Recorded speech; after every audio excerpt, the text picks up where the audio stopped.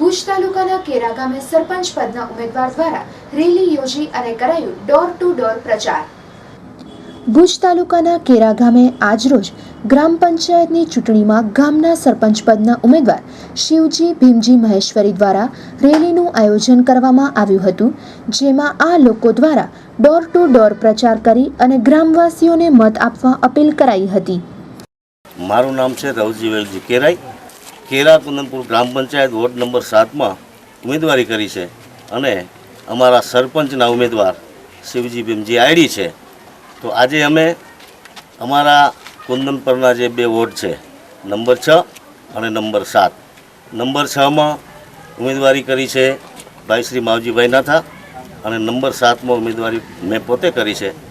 એટલે આજે લોક સંપર્ક માટે અમારા ગામમાં જેટલા બી માણસો છે, બાઈઓ અને ભાઈઓ અને નાના બાળકો, એમ આખા ગામના લોકો અમારી સાથે છે અને રેલી સ્વરૂપે એક મતદાતાને ખ્યાલ આવે કે અમારા ઉમેદવાર કોણ છે અને મતનું ચિહ્ન શું છે, એટલા માટે રેલી સ્વરૂપે અમે આખા ગામમાં ફરીએ છીએ। અંદાજિત રેલીમાં કેટલા માણસો ઉપસ્થિત રહ્યા છે? મને લાગે છે કે ટૂંક જ સમયમાં ફોન કરી અને આ લોકોને અમે બોલાવ્યા છે। કોઈ અર્લી આયોજન ન હોવાથી તો પણ 200 થી 250 જેટલી સંખ્યા અમારી આ રેલીમાં હોઈ શકે છે અને લોકોનો ઉમળકો અમારા તરફે સ્વયંભૂ છે।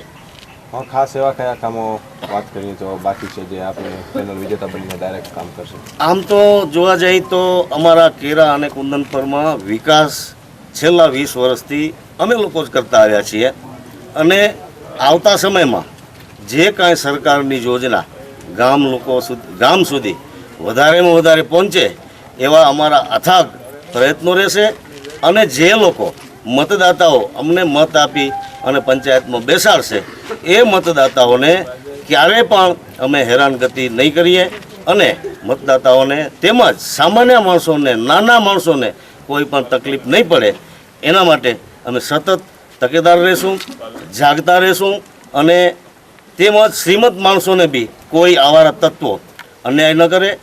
ખાસ કરીને અમારો ઉદ્દેશ એ છે કે નાના માણસો છે, મજૂર માણસો છે, એ માણસોને સરકારનો લાભ અને સરકારની જે કોઈ યોજના હોય એ અમારે એના દ્વાર સુધી પહોંચાડવી છે। એ અમારો મિશન છે। એ મિશન લઈને અમે લોકો પાસે મત માગવા નીકળ્યા છીએ। શિવજી ભીમજી આઈડી ખાસ કરીને વાત કરીએ તો આજે આપણે શું મહત્વ છે? મહત્વની બાબત છે કે વધુને વધુ મત આપી અને વિજય બનાવશે, એટલા માટે રેલી કાઢી છે અને બહુમતી અમારી દેખાય છે, તો તમે જુઓ છો રેલીમાં।